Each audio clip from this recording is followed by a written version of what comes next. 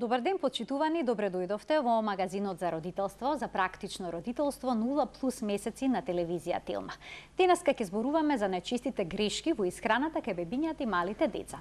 Треба ли да им се понуди сокче во првата година од животот на бебињата, со што да се започне до храната, со блендирани кашички или пак со парченца храна. Некои деца ја држат храната во уста и не сакаат да џвакаат. Има ли решение овој проблем? А што е со малите пребирливци кои што јадат само 2 или 3 продукти? Грешат ли родителите кога на децата им ја готват само храната што сакаат да ја јадат? Доктор на медицински науки Александар Сајковски, специјалист по педијатрија, неонатолог во Аџибадем Систина, гостин во студиото на Телма. Добре ни дојдовте повторно, честе што сте наш гостин во студиото. Добар ден, благодарам за поканата и поздрав до сите гледачи. Се надевам дека ќе одговориме на некои од овие провокативни прашања. Големи предизвици за родителите, бидејќи понекогаш децата јадат премалку, но и јадат премногу, па тука треба да се најде некаков баланс. Се надевам дека преку вашите одговори родителите ќе сватат што треба да направат и да ги исправат оние најчести грешки во исхраната на малите деца. Да започнеме со дохраната, помеѓу 4-тиот и 6-тиот месец од животот на бебето. Со што да започнат родителите? Со блендирана кашичка, пасирана храна или пак со цврста храна, со парченца храна? Значи, пред се би сакал да ги советувам сите родители да добро ги прочитаат, да кажем, препораките за исхрана, односно дохрана, без оглед дали детето е на мајчино млеко или на вештачка исхрана, односно на формула. Иако објективно најдобро е мајчиното млеко, тоа е баш онака најквалитетно што може да добие во првите месеци нормално од животот, идеална храна, апсолутно. Меѓутоа, кога веќе зборуваме за воведување на дохрана, таа доаѓа меѓу 4-ти и 6-ти месец, принципиелно зависи од два фактора. Принципиелно зависи од динамиката на растот на бебето, нели, колку расте во тежина, висина, обем на глава, оние антропометриски параметри што ги мериме за растот на бебето. И второ, зависи од тоа дали родителите може да купат квалитетна храна за своето бебе. Ние мислам дека и претходно сме зборувале за некои од овие теми, меѓутоа објективно кога ќе кажеме органска храна за бебиња, не е тоа мода. Денеска може да се чуе тој коментар, демек, нели, органската храна стана мода. Не е органската храна мода. Ние органската храна, особено за бебињата, ја имавме милениуми години наназад. Знаете, порано немаше таков третман со пестициди, органофосфати, хербициди, со такви средства, иако наједноставно на пазар ќе чуете дека не постои органска храна од луѓето што продаваат, што не е точно. Значи, сепак постои, меѓутоа продукцијата и количината на таа храна е мала. Зошто е битно?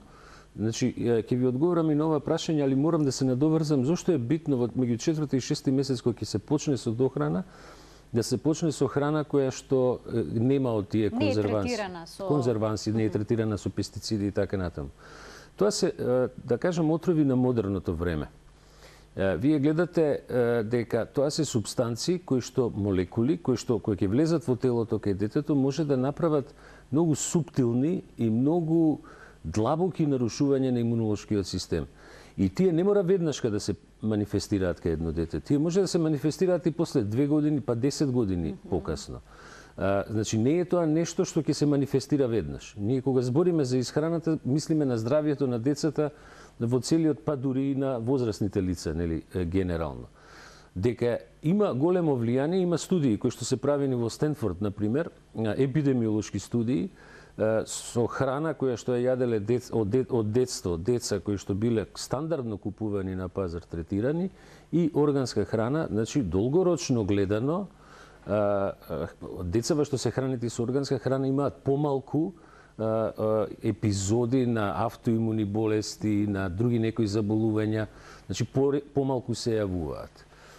Иако тоа мора да е предмет на уште други студии, тоа секако, и ние тука клучно ние кога ќе почнеме со дохрана меѓу 4-ти и 6-ти месец, да им објасниме на родителите дека храната што ја бираат и храната што ќе ја спремаат, која ќе почне како кашички во тој период, во тој почетен период, да кажам, во основа треба да е чиста, односно треба Значи, да е многу органска. треба се внимателни што му нудат на своето дете, а тешко е тоа да се процени кога ќе се отиде на пазар што да купиме. Што да. советувате? Како да дојде до органски продукти? Објективно е така, навистина. За среќа сега веќе кај нас и таа свест за таа органска храна малце е зголемена и веќе има одредени производители кои што прават такви, сега тоа не се големи количини, нели? Меѓутоа, она што ние да го гледаме во педиатријата, например, ние во педиатријата во последните 3-40 години се гледаат болести кои што по принцип не биле болести кои што се јавуваат често кај децата. Значи, биле болести кои што се јавувале многу покасно. Ние денеска имаме, например, драстично е зголемен бројот на деца со алергиски реакции, драстично е зголемен бројот на деца со одредени автоимуни болести, со астма, например. Има многу фактори, не е само храната, нели? Меѓутоа, имате во предвид една работа која што е многу важна. Ние, кога се откри генетиката на човекот и кога се откри генетскиот код на секој од нас, да кажам, вие можете сега да си го испитате својот генетски код, мислевме дојдовме до лекот на сите болести, што не е точно. Ние можеме со генетските тестови да ги испитаме структурата одредени, да, али у суштина епигенетиката, односно надворешните фактори се тие кои што може да влијаат во појава на одредени болести. Да тригерираат одредени болести. Апсолутно. Повеќе фактори се во игра. Затоа е многу битно кога ќе се почне со дохрана, кога ќе се почне со кашички, да се почне со зеленчукови секако кашички, не со благи.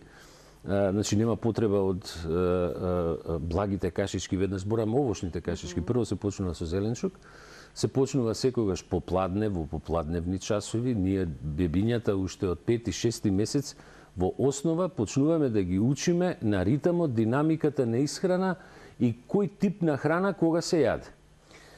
Зеленчуковите кашички, па после тоа и зеленчук со месо, например, се јаде попладне. Ние од мали ги учиме дека тоа нешто јадење кое се вика ручек е попладне.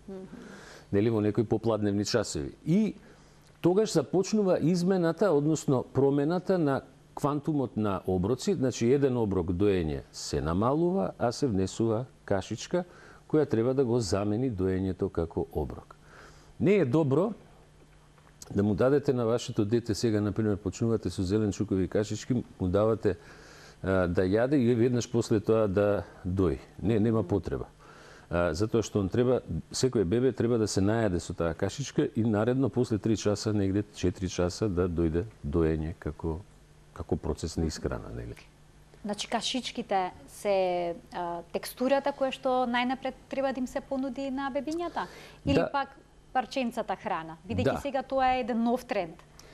Па, тоа е така наречено baby led feeding, така се вика, нели? Тоа е термин кој што вака е расширен во светот околу учење на децата да внесуваат парченца храна. Тоа обично почнува од 6-ти месец, не пред 6-тиот месец. Меѓутоа, што е интересно, тоа baby led feeding е во основа треба да му се даде на детето да не јаде цврста храна. Значи, пак тоа треба да се хранливи производи кои што се релативно помеки, да му се ставени на... Банана, авокадо, ако не се лажам на може. се дава Мислам, нешто има така. повеќе такви храни или хранителни производи, да кажеме, кои што се ставаат пред бебето и се пробува самото да почне да јаде.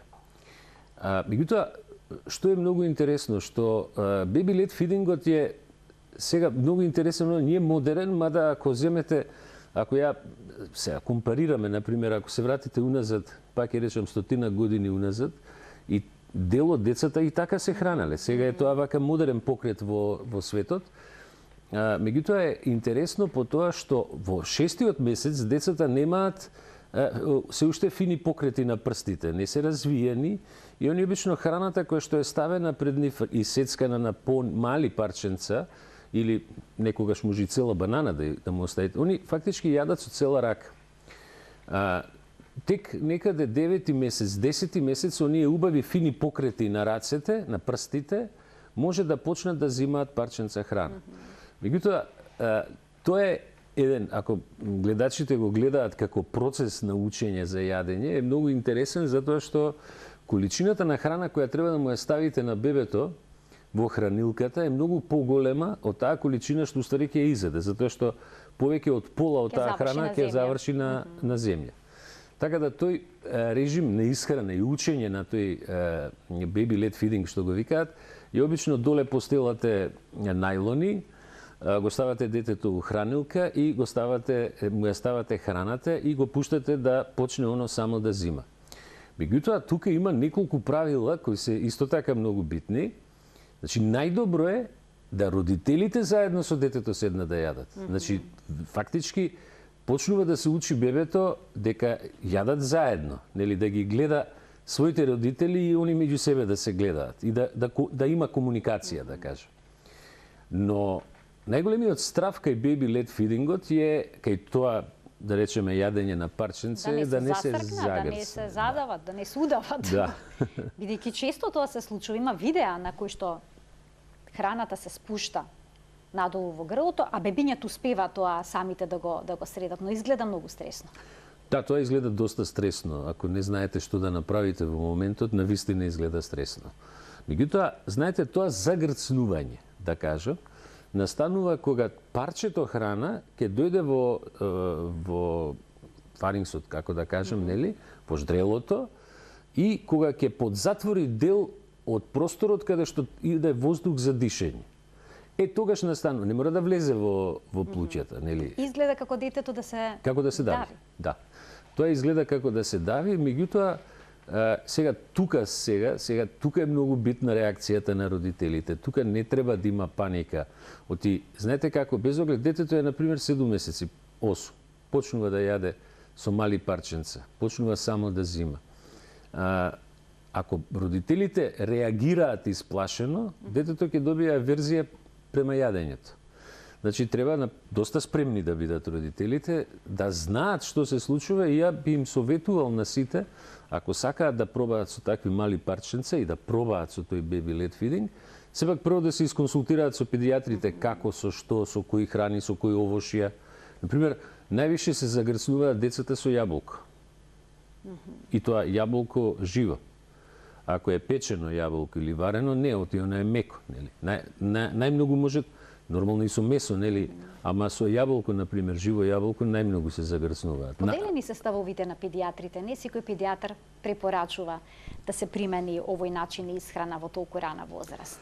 Па знаете како, ако видите, да речеме, во Западна Европа, например во Холандија, во Белгија, во Германија, тоа е доста распространето учење, меѓутоа родителите се спремни за тоа. Има разлики во нашиот приод, зборам генерално, како балкански простор, да кажам, кога е таа исхрана во прашање, и затоа кај нас децата подолго време, и над година дена и 2 години, јадат кашички кои што се блендирани, а не парченца.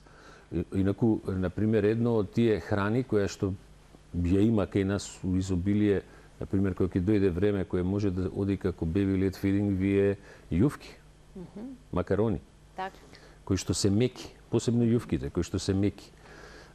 Бананата, например, исто така. Ако успеете да го истренирате, сега, нели, зборам за родителите, ако успеете да го истренирате своето дете постепено да јаде парченца, тогаш побрзо се развива мускулатурата на устната шуплина, говорот побрзо доаѓа, сите тие развојни делови на устната шуплина се побрзи, така да кажем. Доктор, оние деца што, односно бебиња што се хранат со блендирани кашички, најчесто се соочуваат со проблем после првата година да одбиваат храна со поинаква текстура, односно парченца, цврста храна. Дури ни пасирано не сакаат да јадат. Што да преземат родителите во таква ситуација? Знаете, многу е интересно тоа. Точно е тоа, дека деца кои што подолго јадат над година дена, нели, блендирана, односно пасирана храна, блендирана храна, после потешко се адаптираат. Меѓутоа, глобално зборам, нема апсолутно правило. Ние не можеме сите деца да ги ставиме во исти кош. Например, кај нас во амбулантите во Систина доаѓаат многу родители кои кажуваат дека детето не сака да му јаде овоше ако не е блендирано, а од друга страна кој ќе му даде мелено месо, зборам за дете кој што е над годинка, оно го јаде. Значи, го јаде. А од трета страна не јаде ориз. Значи, ке речете, нели, текстурата е таа која што треба да го води, но она што е интересно дека покрај текстурата е и вкусот. Значи, бидите сигурни, децата имаат вкус. Значи, они имаат најдобар вкус, бољи од нашиот. Подобро осеќаат, они подобро слушаат од нас, подобро гледаат.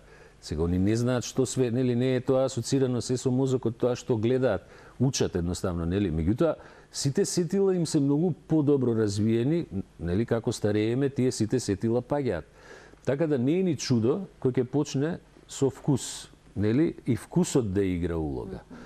Многу често исто ми се случува, знаете, ќе дојдат да речеме 9-10 месечни бебиња, ќе ги донесат, родителите даваат се уште блендирана храна, а баба и дедо кажуваат, вика, бе, ќе му мацнам, вика, во јадењето, ќе му дам лепче, оно јаде, вика, и уште се тепа. Тоа е веќе форма на baby led feeding. Кога ќе му дадете, да речеме така, нели, мацнато со парче, да кажам, нели. Она што најтешко оди во тој режим на исхрана е месото. Затоа што сепак месото потешко може да го изџвакаат. Меѓутоа, една работа која би сакал да им навистина да им кажам на сите родители многу едноставно. Значи, кога ќе почнат да излагаат заби, биологијата вели спремен сум за јадење парченца. Сега дали нашите родители се спремни да го спроведат тоа е веќе друго прашање, нели? Всушност, дали се родителите спремни за тоа? Споминавте дека децата имаат поинакви сетила за вкус поизострени во однос на повозрасните. Кога родителите им ја подготвуваат кашичката на бебињата, некогаш знаат да ја пробаат и да речат нема никаков вкус, па да ја засолат. Прифатливо ли е да се става сол во кашичките пред првата година, кога да се воведе засолувањето? Да, тоа е повторно балкански проблем, ако смеам така да го кажам. Значи, ние апсолутно ги советуваме родителите дека не треба да дотураат сол во храната кога се спрема. Иако секој бебе има потреба за натриум хлорид. Значи, дневните потреби се негде 2 до 4 милимоли по кило тежина, значи ако имате дете 8 кила, негде 24-5 тие милимоли треба да внесе. Дел од тоа го внесува со храната. Меѓутоа, ако им викаме кога ќе ставате сол, ставите вака малку само.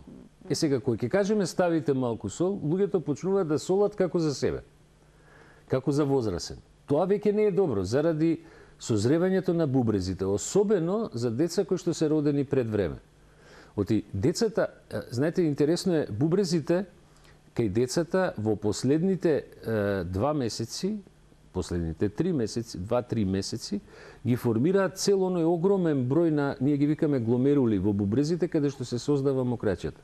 Кај предвремено родените деца, они имаат дупло помалце такви гломерули, отколку деца кои што се донесени. И они цел живот така живеат после. Значи, не треба да ги оптоваруваме со прекумерна количина сол. Како што исто така, не треба да ги оптеретуваме со прекумерна количина на рафиниран шеќер. Рафинираниот шеќер, ај се ќе кажам торти, колачи, тоа е синтетички производ. Тоа не е природен производ. За нас, природен производ, зборам, природни јаглени хидрати, као бебе, кога цица од мајката е лактозата, и шеќерот на овошјето. Нели? Рафинираниот шеќер е синтетички производ, кој што ние го добиваме и од тоа добиваме многу благи производи. Неспорно е дека децата во еден момент ќе пробаат чоколадо. Мислам, тука нема дилема. Не дека не треба да им дадеме. Но што подоцна, толку подобро. Тоа е подобро, да. Знаете, кога еднаш ќе ја пробаат, сега велиме чоколадо, например, тогаш ако веќе го почнат, сакам и тоа еден совет да дадам, ако веќе почнат на некоја возраст да им даваат помалку чоколадо да јадат, дајте му квалитетно чоколадо. Чоколадо кој има квалитетно произведено и квалитетно какао во него. Така да, тоа барем нека го јадат да е квалитетно, да не е само со масти и со шеќери полно. Исто така, некои бебиња одбиваат да се хранат со лашица. Нормално ли е на почеток да одбиваат на таков начин да јадат? Тоа да, во првите, значи кога ќе почне до храната, меѓу 4 и 6 месец, значи му треба на секој бебе малку време да се адаптира на лажицата. Тоа е се уште рано, значи тек од 6 месец може да се почне со ова baby led feeding. Тоа е се уште рано да му оставите храна на хранилка. Така да ќе треба полека стрпливо да се додава со лажицата и да се учи постепено. Обично децата им треба некаде 7 до 10 дена, значи зборам за тој период 5 и 6 месец, 7 до 10 дена да се адаптираат на лажичката и да почнат да јадат со лажица, мислам како што ги хранат родители. Но многу е интересно, ако вие му ја ставите лажицата, например, во тањирче и почне само да јаде.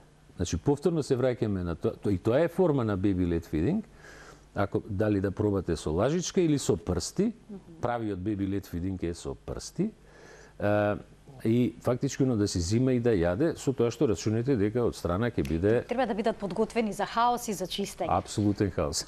Ама нормално е тоа. Да ги поканим и гледачите, од овој момент, почитувани, можете да се вклучите во магазинот за родителство 0+ месеци со прашања кои што се поврзани со најчестите дилеми со хранењето на вашето дете. Доктор Александар Сајковски ќе даде одговор на сите ваши, но секако и бројните наши прашања на 4076 677. Ве очекуваме со прашања. Откако ќе помине она првично воведување на продуктите, се случува децата да не сакаат да јадат и да ја држат храната во уста. Или да одбиваат да џвакаат. И сега, кој е решението на овој сложен проблем за родителите? Тоа е еден многу интересен проблем. Ја би рекол дека е тој проблем повеќе психоген кај родителите, отколку вистинската потреба кај детето. Зошто? Имаме нормален биолошки процес, некаде во возраст меѓу 10 месеци и 12 месеци, у тој интервал од прилike, кога детето почнува да се исправа, да застанува на нозе, кога почнува да проодува, нормално е да дојде до пад на желбата за јадење, кај секој бебе. Нагло почнуваат помалце да јадат. Тоа помалку јадење ги става во паника родителите. И они почнуваат со тањерот по децата да одат. Тоа е првата голема грешка што ја прават. Значи, запамтите, ја пак вака се обраќам до родителите. Не постои на планетава Земја дете што умрело од глад. Но не е едноставно кога детето одбива да јаде. Не, апсолутно се слагам, нека не јаде. Да не јаде? Кога ќе огладне, ќе јаде. Значи, сигурно ќе јаде. Пак едноставно звучи. но ретко кој се одлучува на таков чекор. Тоа е, па затоа велам, тоа е малку поголем психолошки страв кај родителите. Да виднаш, се применува. Да. Телевизија, лаптоп, некои цртани. Тоа е... И родителите ја користат таа шанса кога на детето му е вниманието привлечено од нешто друго, за да ја испразнат чинијата. Како, тоа е веќе махинално хранење.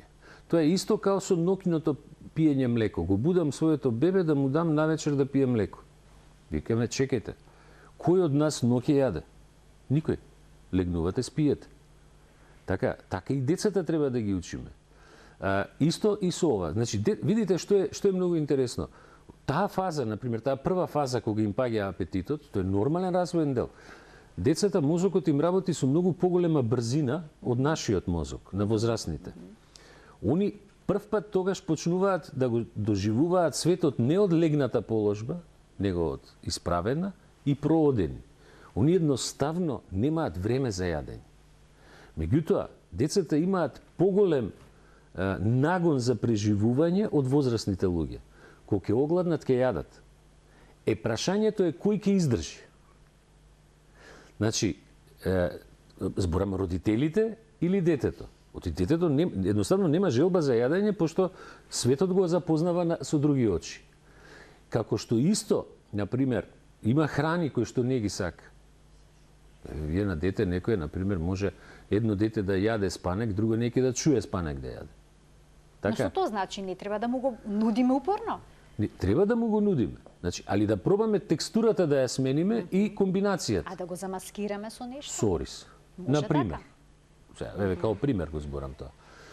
Значи, сакам да ви кажам, објективно е добро да е што пошаренолика палетата на храни што ја јаде детето, а ако е уска, палетата, голема е шансата на тие производи што ги јаде и на кои што е навикнато да развие некаква интолеранција, некаква алергија, некаква таква ситуација. Само сакам да надополнам уште едно нешто кога ја спомнав алергијава на храна. Често пати слушаме во амбулантите кај нас, вика јас ќе му дадам 3 дена компир да проба, нели кој ќе почне со дохрана, па 3 дена морков, па 3 дена, нели 3 дена проба заради алергија. Не, немате потреба. Оти ако ја погледнете пирамидата на исхрана, тоа се 100 блока на храни кои што се негде 300 и над 300 хранливи производи.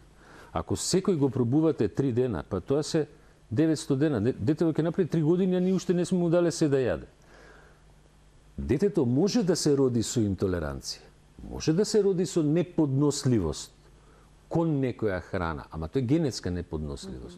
Например, интолеранција на лактоза. Пример.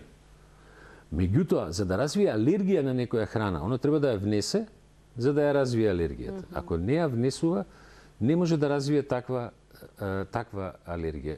Единствено ако не е вкрстена со некој друг производ.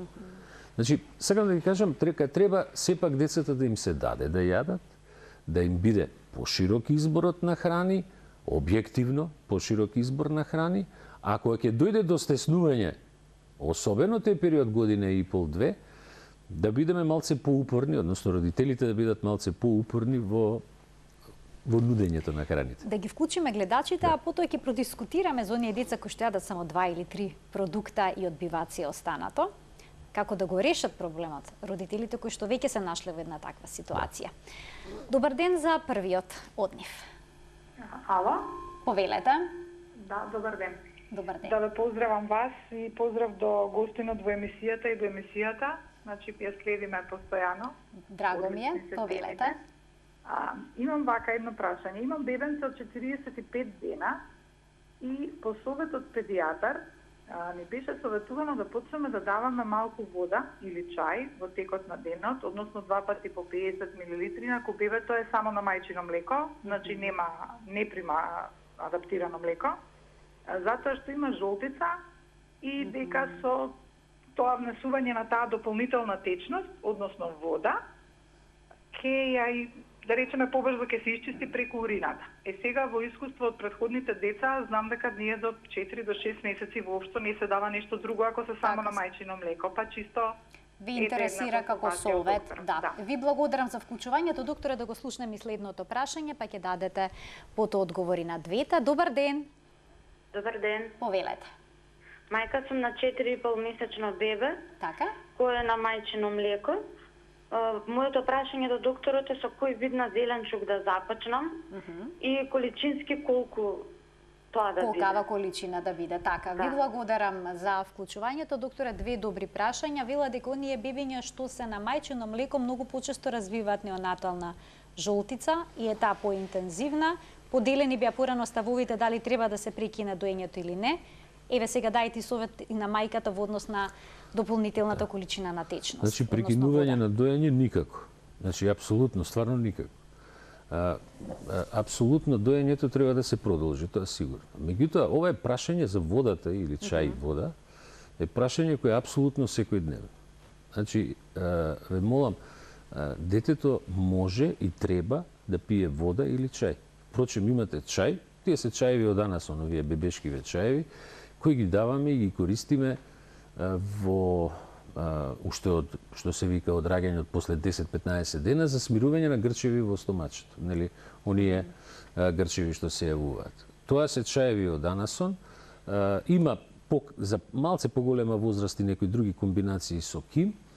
Меѓутоа, прашањето за пиење на вода е нешто што е врзано, би сакал едноставно да го објаснам, и со внесувањето на протеини. Значи, протеините кои што во првиот месец мајчиното млеко, колострумот има висока количина на протеини, затоа и децата во првиот месец најмногу растат, тие носат високо специфично динамичко дејство. А тоа бара вода, течност, едноставно. Не е спорно дека мајчиното млеко е грото вода, нели, 78% е вода, а другото е, нели, цврста супстанца, што би кажале. Меѓутоа, вода може да дадат, нема никаков проблем, или чај. затоа што и може слободно, како што кажа гледачката, што ја советувал педијатарот 2 пати на ден. Впрочем, за жолтица, еве сакам и тоа да напоменам, за продолжена жолтица, ако е поинтензивна жолтица, ако треба детето да лежи у болница, се лекува со примање на инфузија, течност, и со фототерапија, што викаме сончење, нели, за да падне нивото на билирубин. Водата е течност. Значи, апсолутно нема никаков проблем. Во однос на второто прашање за 4,5 месечното дете и со кој зеленчук да се почне, тоа се најчесто оние зеленчуци од типот на морков, компир, брокула, но би сакал да ја советувам мајката која што се јави, ако најде слободно време, нели како може, има две работи како може да ја реши дилемата кога што треба да даде. Едната работа е да се уклучи на веб страната на Европска унија, таму има една агенција EFSA се вика, European Food Safety Agency. Има една книга од 130 страни за исхрана на деца од 0 до 18 години, феноменално напишана.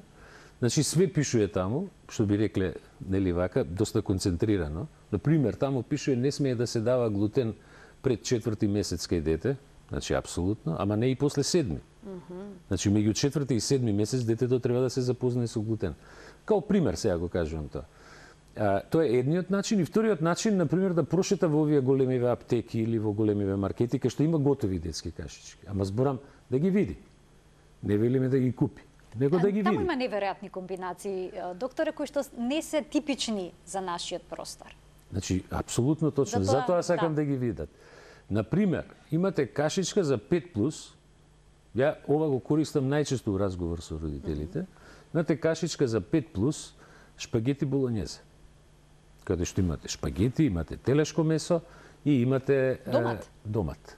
Според некои препораки доматот што подоцна толку подобро треба да се воведе. Не, ама многу се различни препораките. Тоа сакам да ви кажам. Затоа и се збунети родителите. Да, некој ќе каже, ама ја прочитав на интернет дека доматот од 10-ти месец. Не е точно. Од 5-ти месец може да се внесе. Впрочем, еве едно тривијално прашање и за гледачите. Значи, ние ќе му дадеме на детето авокадо на 5 месеци, кој не расте во Македонија. А нема да му дадеме домат кој расте во Македонија. Што е типично за ова поднебје. Да, а децата во Холандија, например, ќе јадат шпагети болонјезе од 5-ти месец. А таму не растат, нема патлижени. Сакам да ви кажам, објективно, родителите се збунети заради големиот број на информации. Друга една исто интересна комбинација е давање на лосос со компир од 5-ти месец. Тоа е така наречена мрсна риба, нели? Мрсните риби се многу битни заради омега-3 масните киселини кај децата. Но според некои препораки тоа треба да се даде после 8 или 9 месец, колку што се сеќавам. Значи, ако живеете во Германија, ќе речеме, или било која друга западна европска земја, вие ќе му дадете по препорука на педијатар од 5-ти месец лосос со компир. Што значи ова, докторе, може да се даде се веднаш по почетокот на дохраната? Не се. Има храни кои не се, например, мешункастите зеленчуци се даваат покасно, 8-9. Дел од исто така дел од оние производи од млеко што се наречеме сирење, нели кашкавал и така натаму, покасно се даваат. Меѓутоа месото, меснатите производи, причем имате едно правило кое исто сакам да го кажам, а тоа е дека EFSA, таа агенција, која ги дава препоруките за исхрана на деца во Европа, за цела Европа, вели дека, значи, ниједна фабрика за кашички готови не смее да стави од кој месец без одобрение на EFSA. Они врз база на, а таму е борд од 44 педијатри кои што уствари прават анализа на составот на кашичките, цела комплетна анализа, биохемиска, микробиолошка, секаква, и они викаат ова тогаш. И вие имате сега ја као пример зборам, имате производители на кашички кои што, значи, детските кашички се без пестициди. Докторе, јагодата, кој месец е во тие кашички? Зависи како е одгледана и како е спремена. Кога треба според вас да се даде јагода? Бидејќи мислам дека дека тие готовите кашички се наменети за деца после 5-тиот месец. Така. Многу рано. А кај нас се вели јагода после првата година. Так, значи, јагодата, ако отидете на пазар, еве, кај нас на пазар, ја купите, нему ја ни давајте на детето така. Затоа што е многу форсирана. Третира. Ако имате, да речеме, јагоди кои што не се толку форсирани со хемија, битно е да се изљупи. Тогаш таа јагода над 10 месеци, над година дена. Меѓутоа имате јагоди кои што се ставени во овие кашички, кои што се органски одгледани, чија површина, онаа површина е љупена, значи само внатрешниот дел се става во тие овошни пиреа кои што ги има како такви. И тоа е, да речеме, овошно пире, тоа е врзано со соковите, можеме и за тоа да продискутираме. Значи, тие веќе ги имате во 5-ти, 6-ти месец, имате во дел 6-ти, 7-ми месец дел од тие кашички. И покрај тоа што се јагодите силен алерген, апсолутно може да се дадат рано? Апсолутно, да. Значи, знаете како, се е алерген. Значи, се што постои може да предизвика алергија. Прашање е дали ќе развие. Значи, нормално дека ние мора да се движиме по некој ред, не можеме се да дадеме од еднашка, нели? Мора да има зреење на цревниот систем, зреење на целиот систем за варење, за да може некои храни да се воведат. Например, имате 5-ти месец кашички, 6-ти месец кашички со јагнешко месо. Значи, со компир или со ориз.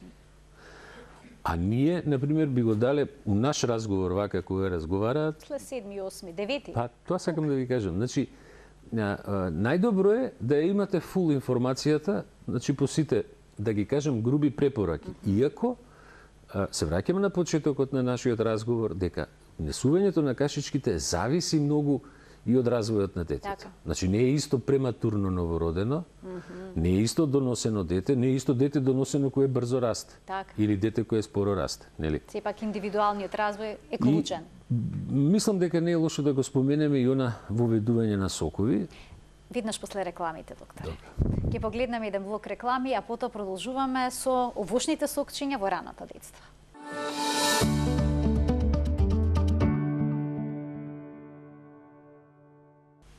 Со доктор на медицински науки Александар Сајковски, специјалист по педиатрија, неонатолог во Аџибадем Систина, денеска зборуваме за најголемите предизвици на родителите поврзани со исхраната на нивното бебе и воопшто детето пред се во раното детство. Докторе, Светската здравствена организација вели да не се даваат овошни сокчиња во првата година од животот. Зошто е тоа така? Зошто една ваква препорака кога вообичаено кај нас до храната започнува и то по препорака понекогаш на педијатар, токму со сокче? Да, сок апсолутно нема потреба. Значи, видите, па може и над година дена, мада децата веќе тогаш ќе го осетат сокот како производ, нели, као успут за пиење. Значи, сокот од било кој овош е најлошиот дел од овошјето. Значи, ние велиме, да, се будите од сабајле, зимате цедена помаранџа, портокал цеден, пардон, или цитрусните овошје, на пример.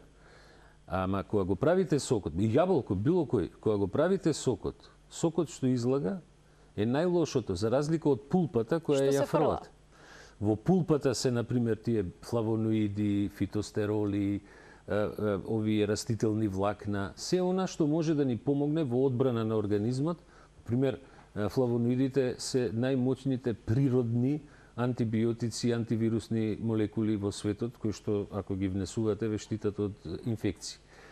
Од друга страна, овдека имаме само шекер, боја и вкус кај соковите. Така да, денеска, мислам, не само денеска, поодамна, е свртено начинот на исхраната, особено кај бебињата, значи во првата година, па и понатаму да се користи така наречено овошно пире. Овошното пире подразбира, значи, овоше кое што е во основа блендирано или комбинација од овошја кои што се блендирани. Тоа во првата година многу често се користи да се комбинира со одредени житарки. Значи, го мешате овошното пире со житарките и тоа е вака една форма на, зборам, кога се уште е детето на јадење на храна која не е led feeding, нели, ова baby led feeding. Меѓутоа, кога ќе дојде baby led feeding, тогаш веќе може да му се даде на детето овошје да го конзумира. Сега, спомнавме преска дека јаболкото е така, живото јаболко знае за baby led feeding, за раната возраст да е проблематично, иако подобро е да е непечено, еве јаболко или било кое овошје, да е сирово, свежо, отколку да е термички обработено. И знаете, С витаминот, кој што е еден од виталните витамини во исхраната, се уништува на 52 степени. Тоа значи што на самиот почеток на дохраната на бебето да му се даваат свежи продукти, необарени, блендирани, да. Блендирани? Да. Блендирано овошје. Со тоа што тоа се тие овошни пиреа што ги велиме, нели? И тоа ќе дојде за почетокот зборам нешто како кашичка. Така. Меѓутоа после префрлањето на парченца треба да е постепено, нели, бидејќи овошјето треба сепак да се адаптира детето на јадење на парченца кога е овошјето во прашање.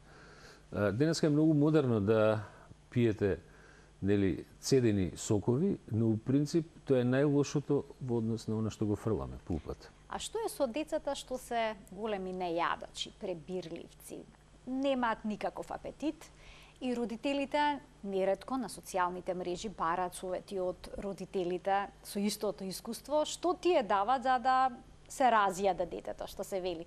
Дали помагаат дали помагаат витаминските сирупи? Треба ли да се даде нешто во тој момент за да се отвори апетитот? Постои ли нешто такво што може да го подобри апетитот во раното детство? Да, ако ја гледате историјата на медицината, ова сега ме подсетивте со ова прашање. Ако ја гледате историјата на медицината, многу е интересно што пред повеќе години, зборам 30 на години, 40, кога почнаа на децата кои што не јадат да им даваат инсулин за да им отворат апетит. И тоа брзо, мислам, се отфрли. Тоа е нонсенс, мислам, такво нешто, давање на хормон за да отвори апетит, мислам, тоа нема врска. Денеска, она што редовно се дава, као за отварање на апетит, се мултивитаминските сиропи. Меѓутоа, тоа не дека кај некој дете нема да делува, малце да му отвори апетит, меѓутоа, повторно се враќаме на она што претходно го дискутирав. Ако имате вие до дете кое е слабо, и кое е, например, година и пол, и има 10 килограми, тоа дете има потреба од 800 до 1000, негде 1000 калории во денот. Проверите како родители што изело, дали ги внело тие 1000 калории со некоја друга храна. Значи, сега не е добро да ностоп ги бројат калориите, меѓутоа ни се случува еден ред чоколадо да изеде. Например, зборам, и више нема да јаде цел ден ништо. Ги задоволи потребите за цел ден. Така да, давањето на витамини, овие витамински сирупи е само резервирано за тие деца кои што навистина може да имаат одредена реперкусија во развојот ако немаат доволен енергетски и минерален внес. Има деца кои што не јадат и родителите преземаат се за тие да не останат гладни, па понекогаш им даваат грицки, чоколадца, што и да посакат како меѓуоброк. Дали може би е тоа едно од грешките што води кон нејадење? Апсолутно да. Значи, погледнете само на пример на дел од тие грицки, особено чипсовите, колку имаат висок енергетски индекс.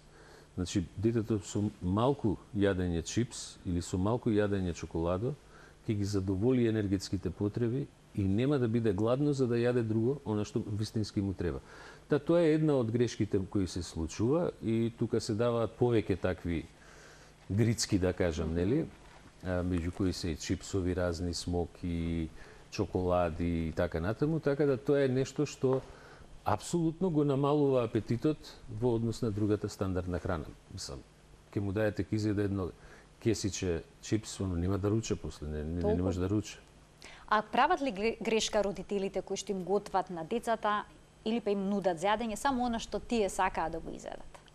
Да, тоа е грешка. Тоа е по принцип грешка. Ама таа грешка е нешто што бара огромно трпение од страна на родителите. Значи, треба да се проба, повторно да се проба, повторно да се проба. Сега, навистина, мора да бидеме искрени и денешниот модерен начин на живење, истоштеноста со која што родителите доаѓаат дома, навистина ги води во некоја таква ситуација да по линија на помал отпор му даваат на детето само тоа што оно сака. А како родителите да проценат во раното детство, дали детето е гладно или не? А дали е гладно? Да, детето кој е гладно ќе јаде. Нашиот народ, знаете како вика, и орок игра.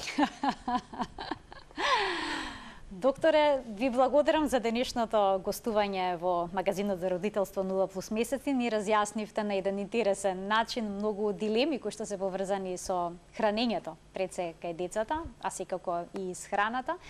Освен децата кои што не јадат, тука си оние кои што имаат прекумерна тежина, имаат преголем апетит, тоа е уште еден предизвик за родителите како тоа да се стави под контрол, особено пак ако во семејството имаат едно дете што не јаде, а друго дете кое што премногу јаде.